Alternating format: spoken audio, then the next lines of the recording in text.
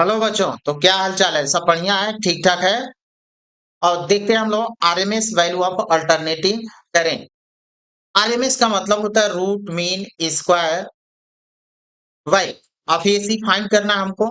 तो पहले हम करंट का स्क्वायर करेंगे, फिर उसका मीन मीन्स एवरेज निकालेंगे और फिर उसका रूट निकालेंगे। तो हमको मिल जाएगा RMS value. I RMS equal to होगा अंडर रूट आई एवरेज का स्क्वायर। अब जो हमारी अल्टरनेटिंग करंट होती है वो पीरियाडिकली चेंज होती है, तो इसका साइन वेव अल्टरनेटिंग करंट का ग्राफिकल रिप्रेजेंटेशन ये हो जाएगा। अब कंप्लीट साइकिल जो होती है इसका जीरो से टी, जीरो से टी होता है। और ये इसकी जो वैल्यू होती है वो होता है I naught sine omega t. I naught, I equal to I naught, और where I naught is the peak value of the current. तो ये जो है रिप्रेजेंट कर रहा है पीक वैल्यू को, ये रिप्रेजेंट करेगा आई नॉट, यानी मैक्सिमम वैल्यू को ही बोलते हैं पीक वैल्यू। अब हमको फाइंड करना है आई एवरेज का स्क्वायर।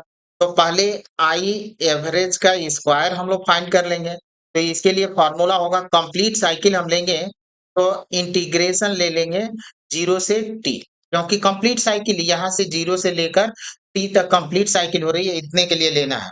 और यहाँ पे होगा आई स्क्वायर डी टी, और divided divided by integration zero से टी और डी टी।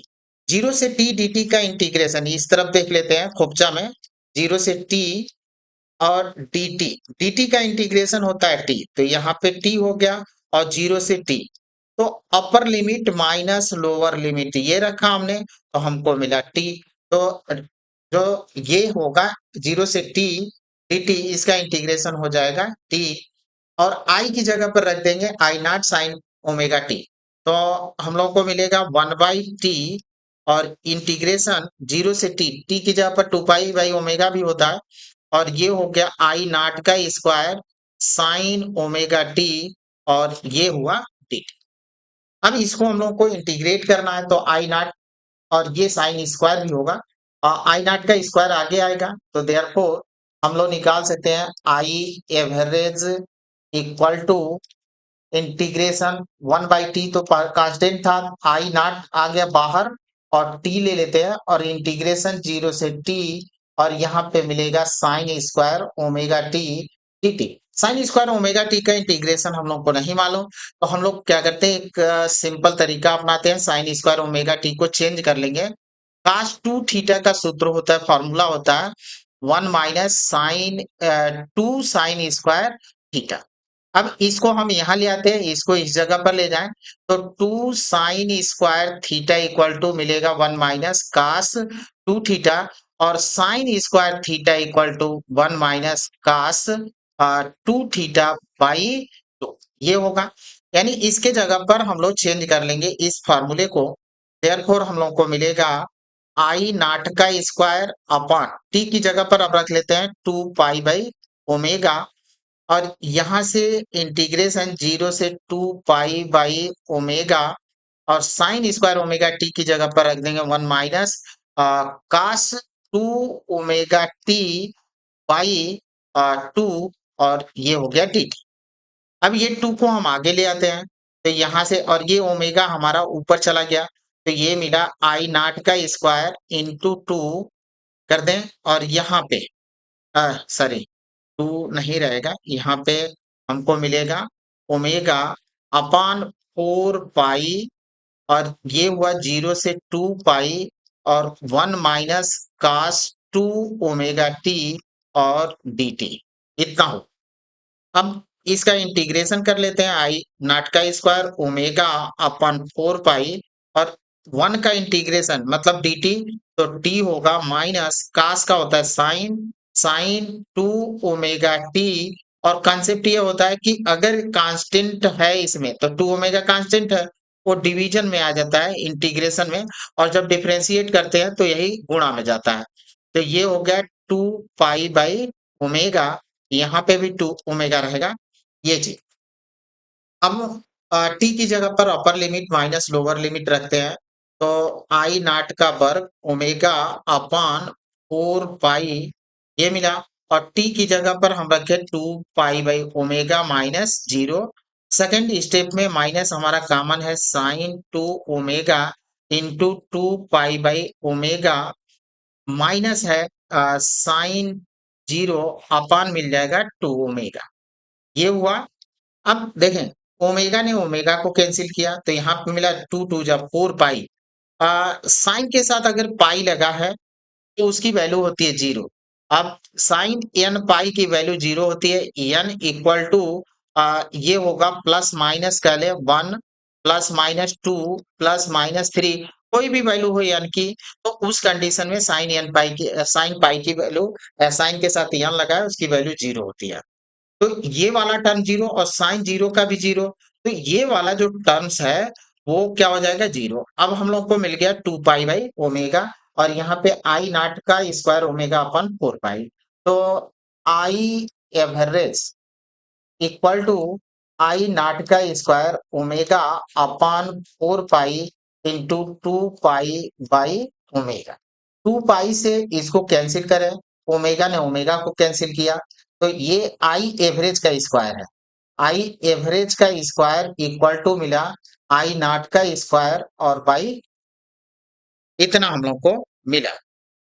अब आई आरएमएस के लिए हम लोगों ने देखा कि आरएमएस जो हो आई आरएमएस है वो कितने के इक्वल है, अंडर रूट आई एवरेज का स्क्वायर। तो यहाँ पे हम रख दें आई नॉट का स्क्वायर अपॉन टू, इसको हम लिखेंगे आई नॉट अपॉन रूट टू और ये हो गया आई आरएमएस। और ये अगर रूट टू की वैल्यू रखकर कैलकुलेट करें तो 707 आई नॉट ये आता है। अगर वी आरएमएस की बात करें तो ये भी उतना ही आएगा, V naught upon root two और आई आरएमएस। अब आरएमएस वैल्यू की एक स्पेशल फिजिकल मीनिंग होती है। तो स्पेशल फिजिकल मीनिंग होती है उसको हम लोग क्या करते हैं देखते हैं। तो यहाँ पे देखें कि एक्चुअल में जो आरएमएस वैल्यू है हमारा वो किसको रिप्रेजेंट करता है। अगर कहीं पे 220 अगर 220 वोल्ट 50 हर्ट लिखा है तो इसका मतलब होता है जो 220 वोल्ट है एक्चुअल में ये एवरेज वैल्यू नहीं होता है। एक्चुअल में ये जो होता है वो आरएमएस वैल्यू ही होता है, ये आरएमएस वैल्यू है। अब इसकी फिजिकल मीनिंग है जब हम अ, इस वोल्ट पर 220 वोल्ट पर अगर किसी बल्ब को जलाएंगे तो हमारी आरएमएस वैल्यू 220 वोल्ट है, लेकिन ये वैरी कितना करेगी वो देखते हैं। तो अगर किसी सर्किट में ये तो ग्राफिकल रिप्रेजेंट 220 वोल्ट 50 हर्ट लिखा है तो एक्चुअल में ये कौन सा वी आरएमएस है। अब V RMS equal to V zero V naught upon root two, तो वी नॉट कितना होगा वो देखें, V naught equal to root two V R M S. V R M S की वैल्यू हम रख दें 220 वोल्ट और इसको जब कैलकुलेट करते हैं तो 311 वोल्ट 311 वोल्ट आया। यानी यहाँ पे जब हम ग्राफ की बात करें तो यहाँ पे जो हुआ वो +311 और यहाँ पे क्या हुआ -311। यानी यार गजब हुआ। लगाया हमने कितना 220 वोल्ट, मिल कितना रहा है 311 वोल्ट। इसीलिए कहा जाता है कि जो हमारी अल्टरनेटिंग करंट होती है वो डायरेक्ट करंट से मोर डेंजरस होती है, काफी डेंजरस होती है, क्योंकि हम लगा रहे हैं कितना 220 वोल्ट और वैरी कितना कर रहा है 311 वोल्ट में, इसका वेरिएशन हो रहा है 311। तो ये अल्टरनेटिंग करंट जो होती है मोर डेंजरस होती है अकॉर्डिंग टू डायरेक्ट करंट के with respect to direct current. अब यहाँ पे हमारा कह लें कि ये चीजें हम लोगों ने देख लिया। अब कुछ और भी इसकी फिजिकल मीनिंग है उसको समझते हैं। हमारे पास मान लेते हैं एक रजिस्टर है, आर रजिस्टर है और इसको हम क्या करते हैं alternating voltage source V equal to V naught, यहाँ पे हम लिख सकते हैं V equal to V naught sine omega T. अब ये करंट फ्लो हो रही है, इस रजिस्टर में पोटेंशियल ड्रॉप होगा तो पावर डिसिपेशन इन रेजिस्टेंस या रजिस्टर इन टाइम टी में कितना होगा P equal to I square R. और ये हम लोग जानते हैं कि जो हमारी अल्टरनेटिंग करंट है वो पीरियाडिकली चेंज होती है। तो आई चेंज पीरियाडिकली, तो अगर करंट हमारी पीरियाडिकली चेंज हो रही है which means power dissipation also change periodically. जो पावर डिसिपेशन होगा वो भी पीरियाडिकली क्या होगा, चेंज होगा। तो rate of heat production in complete cycle of AC कितना हो जाएगा, पी एवरेज लेंगे क्योंकि यहाँ पीरियाडिकली चेंज हो रही है, तो P average equal to I average का स्क्वायर इंटू आर। अब देखें आई एवरेज का square, I RMS equal to क्या था हम लोग का, अंडर रूट था आई एवरेज का स्क्वायर। अब इसका स्क्वायर करें तो आई आरएमएस का स्क्वायर होगा आई एवरेज का स्क्वायर, ये हमको मिल जाएगा। यानी इसके जगह पर हम क्या लिख सकते हैं, ये हम लोग देख चुके हैं, तो इसके जगह पर हमारा पी एवरेज की इक्वल टू आई आरएमएस का स्क्वायर इंटू आर। अब अगर इसी सर्किट को हम डीसी सोर्स से ऐड कर दें, if we pass a DC of strength I RMS in resistor R, then also rate of production of heat will be I RMS का स्क्वायर इंटू आर, ये यहाँ पे आर हो जाए। तो heat of production then the root mean square value of a alternating current is equal to that direct current which would produce heat in a given resistance at the same rate as AC। यानी कहने का मतलब कि हमारी alternating current का वर्गमूल माध्य direct current के उस मान के बराबर होता है जिसके द्वारा किसी एक्सटर्नल रजिस्टर में उष्मा यानी हीट प्रोडक्शन की वही दर होती है जितनी की अल्टरनेटिंग करंट द्वारा उत्पन्न की जाती है, प्रोड्यूस की जाती है। तो ये इसका आरएमएस वैल्यू का फिजिकल स्पेशल फिजिकल सिग्निफिकेंस था। थैंक यू बच्चों।